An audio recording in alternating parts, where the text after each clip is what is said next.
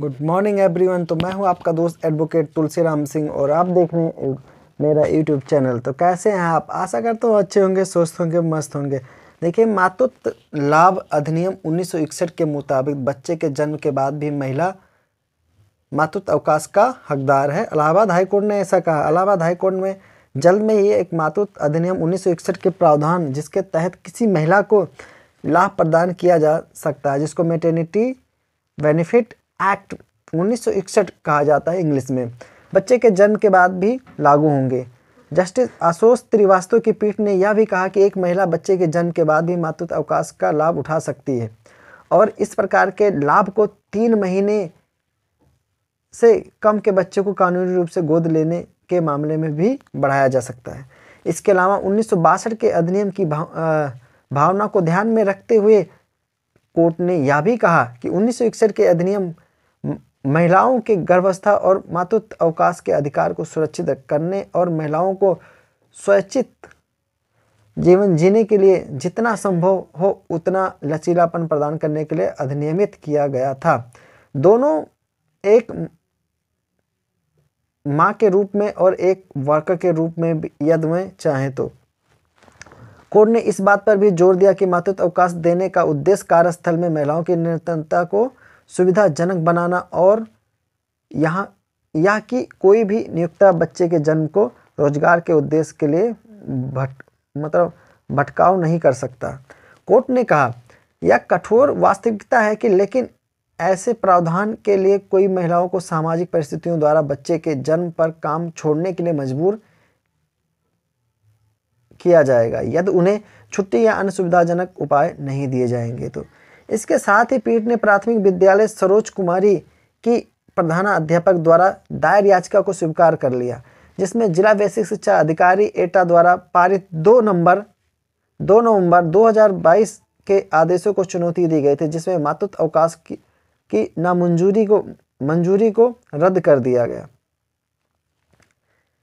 दरअसल याचिकाकर्ता कुमारी ने 15 अक्टूबर 2022 को एक अस्पताल में एक बच्ची को जन्म दिया और अस्पताल से छुट्टी मिलने के बाद उसने तुरंत 18 अक्टूबर 2022 से 15 अप्रैल 2023 तक 180 दिन के लिए अवकाश के लिए मातृत्व अवकाश के लिए आवेदन किया।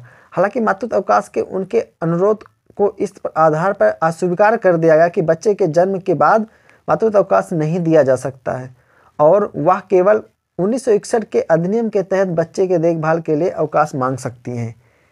छुट्टी के इनकार से व्यवस्थित होकर उसने हाई कोर्ट में याचिका डाली, जिसमें उसके साथ में वकील ने तर्क दिया कि 1961 के अधिनियम के प्रावधान बच्चे के जन्म के बाद भी मातृत्व जो लाभ होता है, ठीक है, अनुमति देता है और इस तरह से उसे मातृत्व अवकाश से इस आधार पर उचित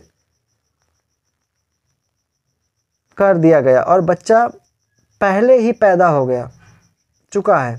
याचिकाकर्ता मातृत्व अवकाश की हकदार नहीं है, यह अवैध और गलत है। यहाँ तक कि आगे तर्क यह दिया गया कि चाइल्ड केयर लीव मातृत्व लाभ से अलग है और दोनों अलग अलग क्षेत्रों में काम करते हैं और याचिकाकर्ता को चाइल्ड केयर लीव का लाभ उठाने से वंचित करना पूरी तरह से अनुचित है। मामले के सभी तथ्यों को ध्यान में रखते हुए कोर्ट ने शुरुआत में 1961 के अधिनियम की धारा 5 की उपधारा 1 का अवलोकन किया, जो कि एक महिला को मातृत्व लाभ के भुगतान की अवधि के लिए निर्धारित दर पर हकदारी प्रदान करती है।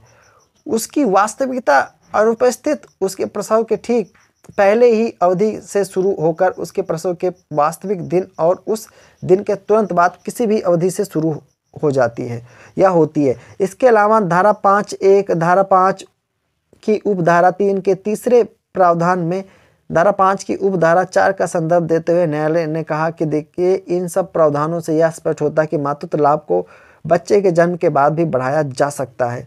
देखिए, आशा करता हूँ ये चीज़ आप लोगों ने काफ़ी अच्छे से समझा, एक टॉपिक बहुत ही अच्छे से समझा होगा। और इसमें केस का टाइटल था सरोज कुमारी बनाम यूपी राज्य व 5 अन्य। ये आपका अभी लेटेस्ट जजमेंट है हाई कोर्ट का। तो मैं आप लोगों को बस यही कहना चाहूँगा, यदि आप लोगों को भी, आप लोगों में से या मतलब जो दर्शक हैं जो इस समय वीडियो को सुन रहे हैं, देख रहे हैं, मैं उन सबको ये कहना चाहूँगा कि अगर आपके साथ में भी ऐसा कोई अवकाश की ज़रूरत पड़ती है तो इस केस का हवाला देते हुए आप जो मातृत्व अवकाश होता है, ठीक है, या चाइल्ड केयर अवकाश होता है, ठीक है, लीव होता है, उसको आप प्रदान कर मतलब आपको दिया जा सकता है, आप ले सकते हैं, उसके लिए लड़ सकते हैं। तो दोस्तों वीडियो कैसी लगी एक बार कमेंट करके ज़रूर बताना। ये भाग 2 था। इससे पहले आपने भाग 1 देखा सुना था, ये भाग 2 है। मैं फिर मिलूंगा एक नए वीडियो के साथ, एक ऐसे नई रोचक लीगल जानकारी के साथ आपके समक्ष हाजिर होऊंगा।